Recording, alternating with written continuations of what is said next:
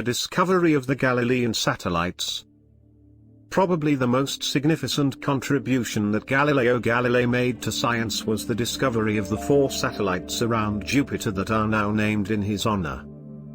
Galileo first observed the moons of Jupiter on January 7th, 1610, through a homemade telescope. He originally thought he saw 3 stars near Jupiter, strung out in a line through the planet. The next evening, these stars seemed to have moved the wrong way, which caught his attention. Galileo continued to observe the stars and Jupiter for the next week.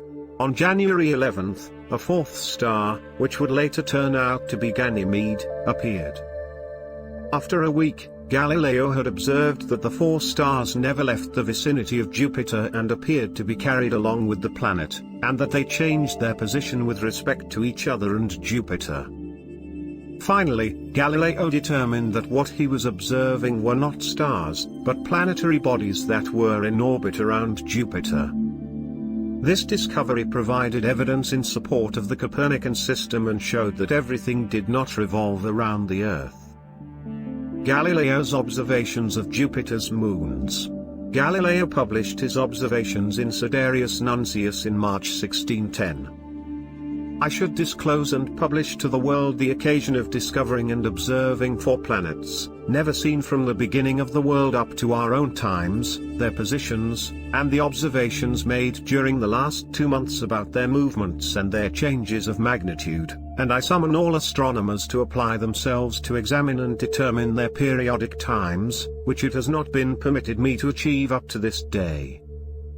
On the 7th day of January in the present year, 1610, in the first hour of the following night, when I was viewing the constellations of the heavens through a telescope, the planet Jupiter presented itself to my view, and as I had prepared for myself a very excellent instrument, I noticed a circumstance which I had never been able to notice before, namely that 3 little stars, small but very bright, were near the planet, and although I believed them to belong to a number of the fixed stars, yet they made me somewhat wonder, because they seemed to be arranged exactly in a straight line, parallel to the ecliptic, and to be brighter than the rest of the stars, equal to them in magnitude. When on January 8th, led by some fatality, I turned again to look at the same part of the heavens, I found a very different state of things, for there were 3 little stars all west of Jupiter, and nearer together than on the previous night.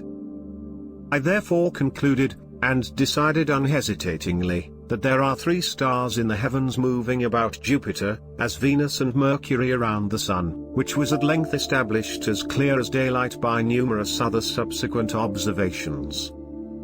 These observations also established that there are not only 3, but 4, erratic sidereal bodies performing their revolutions around Jupiter.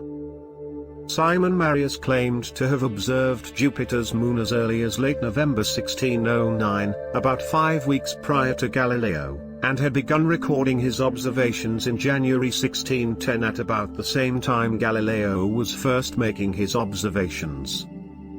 However, since Marius did not publish his observations right away as Galileo had done, his claims were impossible to verify. Since Galileo's work was more reliable and extensive, he is generally given the credit for discovering the moons of Jupiter. Jupiter is much blamed by the poets on account of his irregular loves.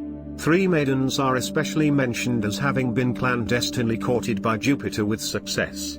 Io, daughter of the river, Inachus, Callisto of Lycaon, Europa of Agenor. Then there was Ganymede, the handsome son of King Tros, whom Jupiter, having taken the form of an eagle, transported to heaven on his back, as poets fabulously tell. I think, therefore, that I shall not have done amiss if the first is called by me Io, the second Europa, the third, on account of its majesty of light, Ganymede, the fourth Callisto.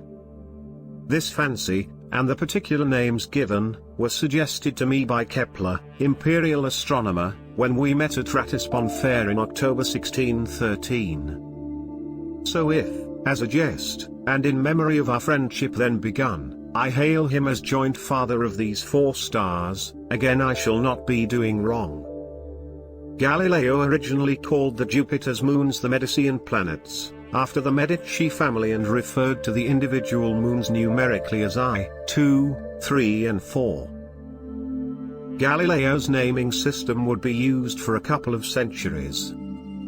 It wouldn't be until the mid-1800s that the names of the Galilean moons, Io, Europa, Ganymede, and Callisto, would be officially adopted, and only after it became very apparent that naming moons by number would be very confusing as new additional moons were being discovered.